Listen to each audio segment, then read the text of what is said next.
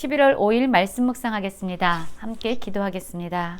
하나님, 우리는 여전히 우리의 욕심과 우리의 정욕을 따라 살아가고 있지만 그럼에도 불구하고 우리를 불쌍히 여기셔서 우리를 끊임없이 구원하시는 하나님의 사랑의 열심으로 인해서 감사를 드립니다.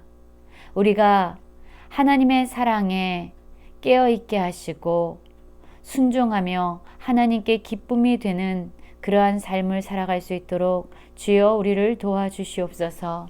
예수님 이름으로 기도했습니다. 아멘. 오늘의 말씀은 사사기 2장 11절부터 23절까지의 말씀입니다. 말씀을 함께 살펴보시기 전에 개인적으로 말씀을 꼭 읽으시고 묵상하는 시간 가지시기 바랍니다. 2장 11절입니다. 이스라엘 자손이 여호와의 목전에 악을 행하여 바알을 섬기며 애굽 땅에서 그들을 인도하여 내신 그들의 조상들의 하나님 여호와를 버리고 다른 신들 곧 그들의 주위에 있는 백성의 신들을 따라 그들에게 절하며 여호와를 진노하게 하였을 때라는 말씀으로 시작하고 있습니다. 그렇습니다. 이스라엘 자손은 하나님의 목전에서 악을 행하였다라고 말합니다. 그들을 애굽에서 건져주시고 광야에서 그들을 인도하셨던 하나님을 그들은 버렸습니다.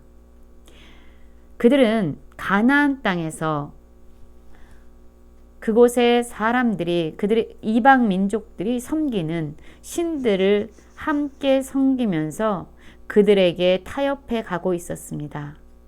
그들의 영향력 가운데 잠식되어져 버린 것이죠.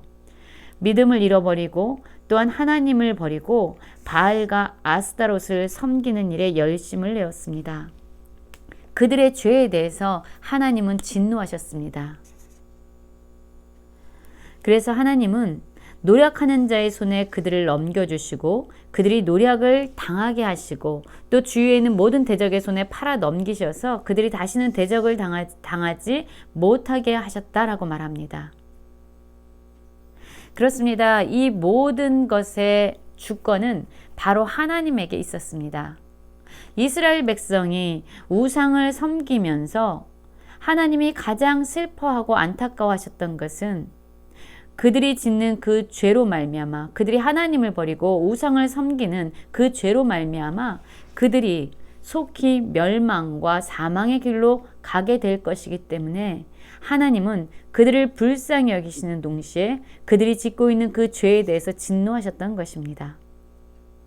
그들을 죄에서 끌어올리기 위해서 하나님이 취하신 방법은 바로 그 주위에 있는 모든 대적의 손에 이스라엘 백성을 넘겨주시는 것이었습니다. 노력하는 자의 손에 넘겨주셔서 그들로 하여금 고난과 고통을 당하게 허락하신 것입니다. 그래서 그들이 어디로 가든지 여호와의 손이 그들에게 재앙을 내리셨다라고 말씀하고 있죠. 그 이유가 무엇입니까? 재앙을 통해서 노력하는 자의 학대와 그런 고통을 통해서 그들이 다시금 사랑의 하나님, 그들을 견디시고 인도하셨던 신실하신 하나님을 기억해내고 하나님께로 돌아오게 하시려는 하나님의 사랑의 외침이었던 것입니다. 그들의 삶의 괴로움이 심하여졌습니다. 하나님의 이렇게 그들에게 재앙을 내리셔서 그들에게 괴로움을 심하게 하신 이유는요, 그들을 죽이기 위함이 아니었습니다. 그들을 멸망시키기 위함이 아니었습니다. 그것은 바로 16절에 너무나도 자세히 나와 있습니다. 여호와께서 사사들을 세우사 노력자의 손에서 그들을 구원하게 하셨으나, 그렇습니다. 만약에 그들이 짓는 죄로 말미암아 하나님이 그것 때문에 진노하셔서 그들을 멸망시키고자 했다면 하나님은 사사들을 세우실 필요가 없었을 겁니다. 그러나 그들이 괴로워하는 모습을 보고 또한 그들이 괴로움으로 말미암아 하나님께 슬피 부르짖으면서 하나님께 울부짖자 하나님은 그들을 구원할 노력자의 손에서 그들을 건져낼 사사를 세우셨다라고 말합니다.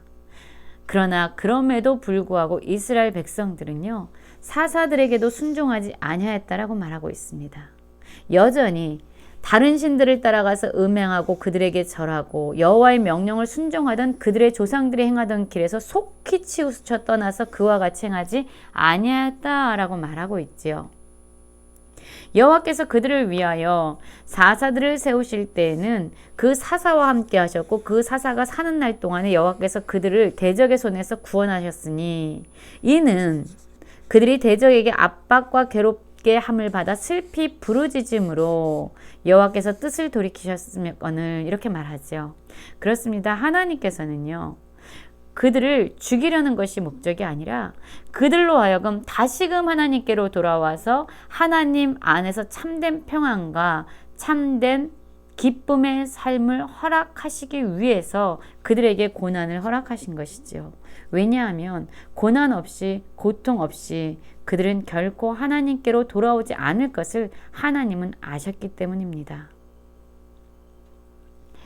사사가 또한 죽으면요. 이스라엘 백성들은 돌이켜서 다시금 그들의 조상들보다 더욱 타락하여 다른 신들을 따라 섬기고 그들에게 절하고 그들의 행위와 패악한 길에서 그치지 아니하였다라고 말하고 있어요.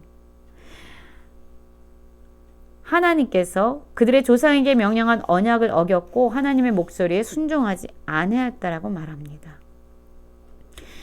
여러분, 우리의 삶은 어떻습니까? 우리의 삶에서도 여전히 이스라엘 백성이 행한 것처럼 고난이 있을 때만 문제 해결을 위해서만 하나님을 찾고 기도하고 있지는 않습니까? 고린도후서 12장 7절을 보면은요. 사도 바울이 이런 말씀을 하죠. 여러 계시를 받은 것이 지극히 크므로 너무 자만하지 않게 하시려고 내 육체에 가시고 사단의 사자를 주셨으니 이는 나를 쳐서 너무 자만하지 않게 하려 하심이라. 하나님께서 사도 바울에게요. 육체의 가시를 주셨습니다. 연약함을 주셨어요. 왜냐하면 그가 이러한 고난이 없다면, 이러한 삶의 어려움이 없다면 너무 자만해져서 하나님을 떠날까, 하나님께서 그에게 연약함이라는 가시를 허락했던 것이죠. 그래서 사도 바울은 그 연약함 때문에 하나님께 더 가까이 붙어 있을 수 있었다.